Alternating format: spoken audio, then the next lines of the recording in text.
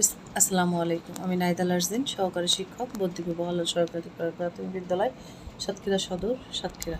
আজ আমার নেতৃত্বের গল্প বিনা খরচে তৈরিকৃত কার্যকর টিএলএম অ্যালফাবেট ম্যাচিং গেম। এই গেমটা সাধারণত দুইভাবে খেলা যায়, এককভাবে আর দলীয়ভাবে।